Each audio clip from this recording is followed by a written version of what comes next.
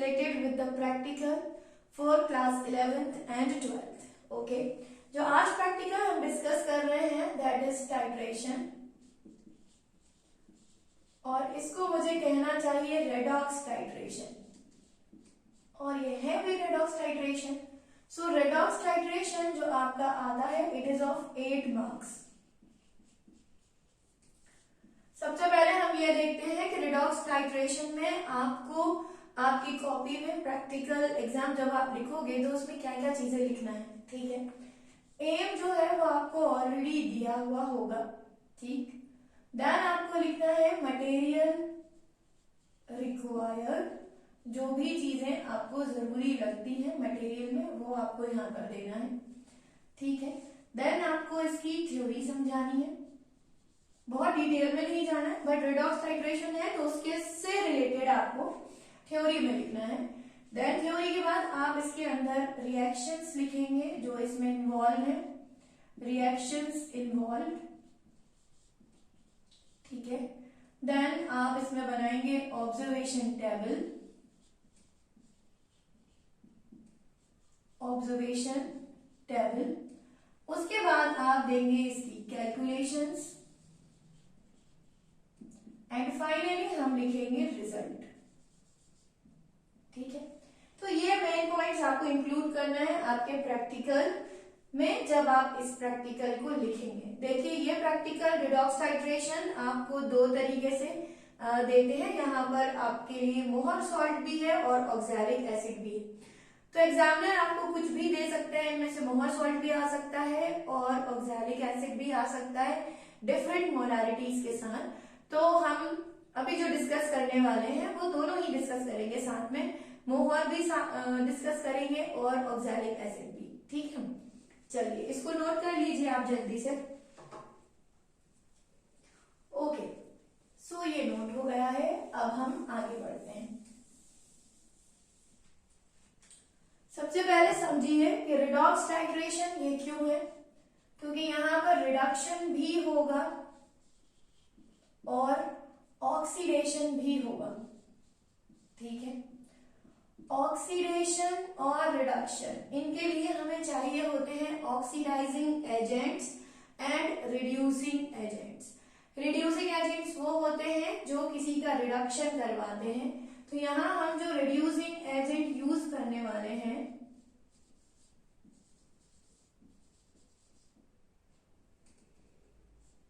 वो हम यूज करेंगे मोहर सॉल्ट और ऑक्सैलिक एसिड. ठीक है, और ऑक्सीडाइजिंग एजेंट करवाते हैं ऑक्सीडेशन. ऑक्सीडाइजिंग एजेंट जो होते हैं वो ऑक्सीडेशन करवाएंगे, और यहां हम जो ऑक्सीडाइजिंग एजेंट यूज करने वाले हैं दैट इज KMnO4. तो एक चीज ध्यान रखना कि रिड्यूसिंग एजेंट का हो जाता है ऑक्सीडेशन, ये उल्टे ही चलते हैं. ठीक है ना, और ऑक्सीडाइजिंग एजेंट का हो जाता है रिडक्शन. ओके, जब आपने 11th क्लास में पढ़ा होगा रेडॉक्स रिएक्शंस के बारे में, तो जो ऑक्सीडाइजिंग एजेंट रहेगा उसका खुद का रिडक्शन हो रहा होता है, और जो रिड्यूसिंग एजेंट होते हैं उनका हो रहा होता है ऑक्सीडेशन. ठीक है ना. अब देखिए यहाँ पर मैंने आपको दो एंटिटीज दिखाई हैं, KMnO4, मोहर सॉल्ट और ऑक्सैलिक एसिड. अब आपको जब टाइट्रेशन दिया जाएगा तो KMnO4 तो यहाँ पर रहना ही है, जिसकी आपको फाइंड आउट करना है मोलारिटी, और फिर आप फाइंड आउट करोगे स्ट्रेंथ. ठीक है, ये आपको क्वेश्चन में दिया जाता है कि find out the molarity and strength of the unknown solution, और ये हमारा अननोन सॉल्यूशन है दैट इज KMnO4, और इसको हम बोलते हैं सेकेंडरी स्टैंडर्ड सॉल्यूशन. ठीक है, क्योंकि हमेशा ही आपको मोलारिटी किसी की फाइंड आउट करने के लिए आएगी. ये सेकेंडरी स्टैंडर्ड सॉल्यूशन क्यों है, इसलिए है क्योंकि इसकी मोलारिटी हमेशा चेंज होती रहती है. ठीक है, विद टाइम मोलारिटी चेंज होती रहेगी, तो यही मोलारिटी आपको फाइंड आउट करना है कि कितनी चेंज हुई या इसकी मोलारिटी अब क्या है. और हमारे स्टैंडर्ड सॉल्यूशन जो हम यूज करते हैं, स्टैंडर्ड सॉल्यूशन होगा या तो आपको दिया जाएगा मोहर सॉल्ट से फाइंड आउट करने के लिए, या आपको दिया जाएगा ऑक्सैलिक एसिड। तो ये दोनों ही मोहर सॉल्ट एंड ऑक्सैलिक एसिड ये हमारे हैं स्टैंडर्ड सॉल्यूशन। ठीक है, अब हम देखते हैं कि इनकी प्रिपरेशन होती कैसी है। प्रिपरेशन करने के लिए आपको जो एम होगा उसमें दिया रहेगा कि कितनी मोलारिटी का आपको मोहर सॉल्ट बनाना है या ऑक्सैलिक एसिड बनाना है, दोनों में से कोई एक। फॉर एग्जाम्पल आपको दे दिया गया m/20 मोहर सॉल्ट। मोहर सॉल्ट सॉल्यूशन आपको प्रिपेयर करना है m/20। तो इसको हम कैसे प्रिपेयर करेंगे, इट इज वेरी इजी। इसके लिए आप फॉर्मूला यूज कर लीजिए mmv/1000। mmv/1000, यहां पर m होता है molar mass of molar salt, another m is the molarity that is already given, जो हमें दिया है m/20। m/20 को 1/20 लिख सकते हो। v is the volume of volumetric flask जो आपको दिए होंगे, आपको 100 ml में आपके स्कूल में जो भी अवेलेबल है 100 ml है या 200 ml है, 250 ml है, जिसका भी आपको दिया हो वॉल्यूम, आप उतने वॉल्यूम के लिए बनाएंगे एंड डिवाइडेड बाय 1000। ठीक है, तो मोहर सॉल्ट का मोलर मास निकालने के लिए आपको इसका फॉर्मूला मालूम होना चाहिए। तो फॉर्मूला है FeSO4 dot NH4 whole twice SO4 dot 6H2O। So don't forget to add 6H2O because this is crystalline salt। ठीक है, कैसा सॉल्ट है, क्रिस्टलाइन। और इसको आप डबल सॉल्ट भी बोलते हो क्योंकि यहाँ पर आयरन प्रेजेंट है और एक NH4 के फॉर्म में 2 कैटायन प्रेजेंट होते हैं। So this is our double salt. 2 salt को यहाँ पर जोड़कर इसको बनाया गया है। ठीक है ना। अब देखिए कि फेरस सल्फेट का जब आप प्रिपरेशन कर रहे हो तो आप वे कर लोगे, और वे करने के बाद इस फॉर्मूला से आपने वे किया और आपके पास कुछ ग्राम जो भी आपका वैल्यू होगा वो x ग्राम आपको मिल गया। ठीक है, अब हमें क्या करना है, अब हमें बनाना है इसका सॉल्यूशन।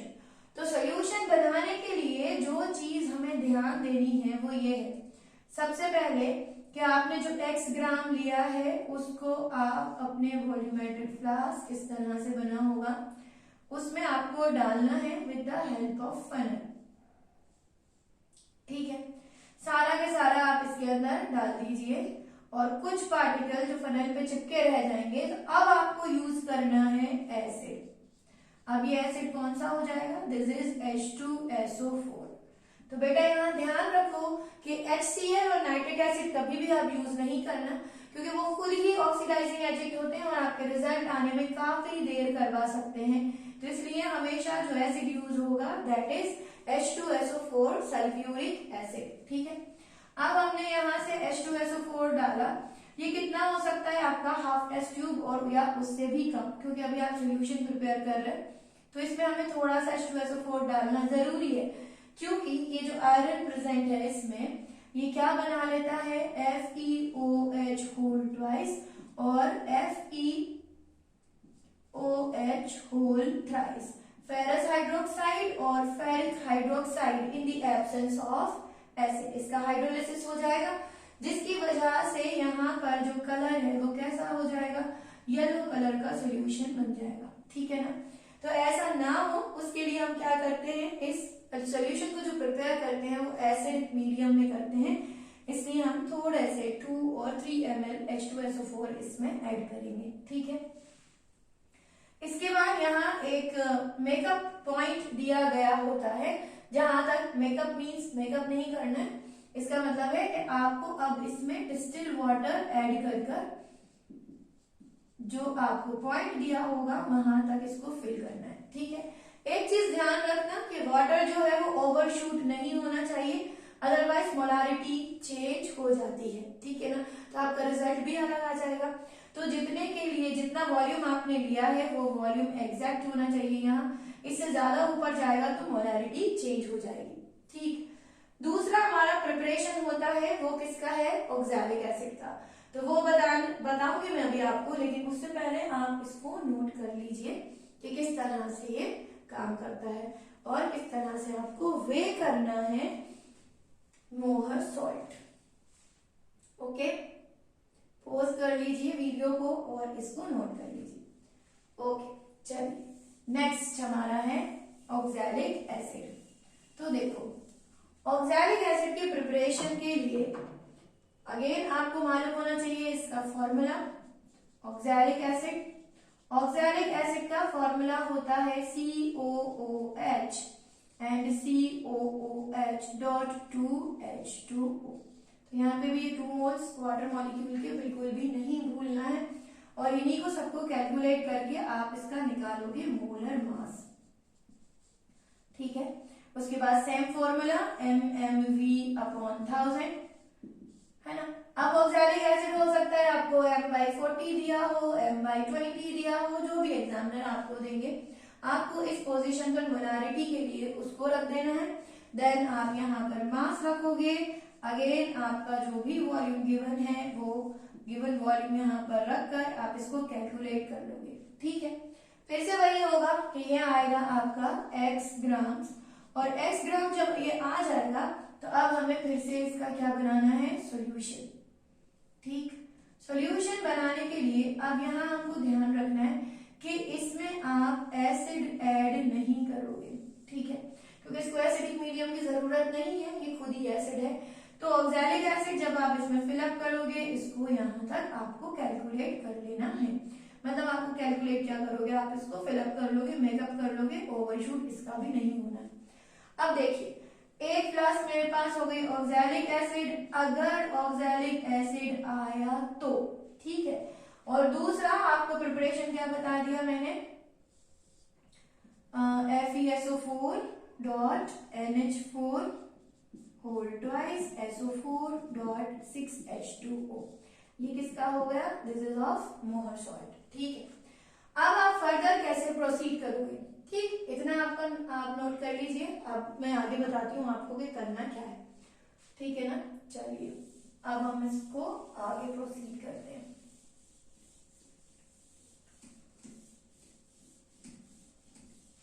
अब देखो, आपके पास रहेगा ब्यूरेट, जो कि एक ब्यूरेट स्टैंड में लगा होगा।